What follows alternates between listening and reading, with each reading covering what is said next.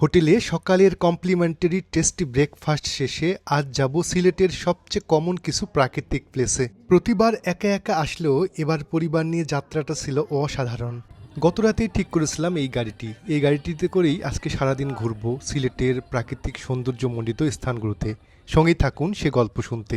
সবাই যখন একসঙ্গে তখন পথটাও যেন গন্তব্যের চেয়ে বেশি আনন্দের হয়ে ওঠে। হাসি, আড্ডা, গল্প আর গন্তব্যের দিকে এগিয়ে চলা। যতই এগিয়ে যাচ্ছি ততই সবুজ ধরা দিচ্ছে দুচোখে। সকালের নীল আকাশ, সবুজ বড় পাহাড় দেখে যেন মন আনচান করে উঠল। গাড়ি যতই এগিয়ে যাচ্ছে ততই বাংলাদেশ ভারত সীমান্তের মেঘালয়ের এই পাহাড় আমাদের হাতছানি দিয়ে ডাকছে কাছে, যেন বলছে আয় ছুটে আয়।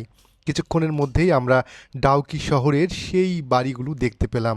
আজ আমরা এসেছি জাফলং, বাংলাদেশ ভারত সীমান্তের সিলেটের গোয়াইনঘাট উপজেলার খাসিয়া জৈন্তা পাহাড়ের পাদদেশে।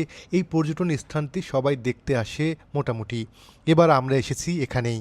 ডাউকি ব্রিজ, মায়াবী ঝর্ণা, খাসিয়াপুঞ্জি, পিয়াইন নদী আর পাথরের স্তূপ সব দেখতে যেন ছুটে এসেছি আমরা।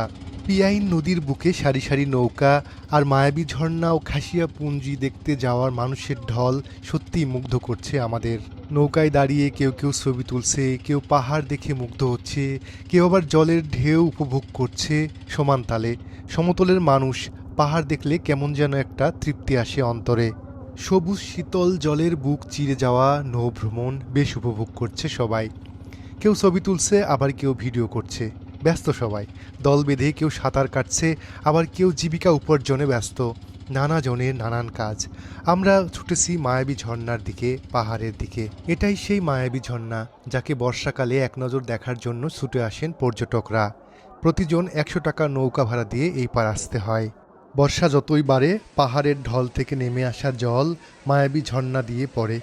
ঝর্ণা থেকে স্নান করে ফেরার পথে রাস্তার দুপাশের ভারতীয় পণ্যের দোকানে বাহারি জিনিস কিনছে সবাই। মায়াবী ঝর্ণা আর খাসিয়াপুঞ্জির পাশেই এই দোকানগুলো থেকে অনেক পণ্য কিনলো সবাই। সেখান থেকে ভারতীয় পণ্যগুলো কিনে আমরা আবার বালুচর দিয়ে হেঁটে সেই নদীর পাড়ে আসলাম। সেখানে এসে নৌকা ধরবো আবার।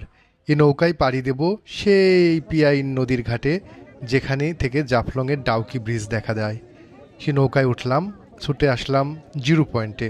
বাংলাদেশ ভারত সীমান্তের এই জিরো পয়েন্টের অপরূপ শোভা দেখে মুগ্ধ হলাম আমরা।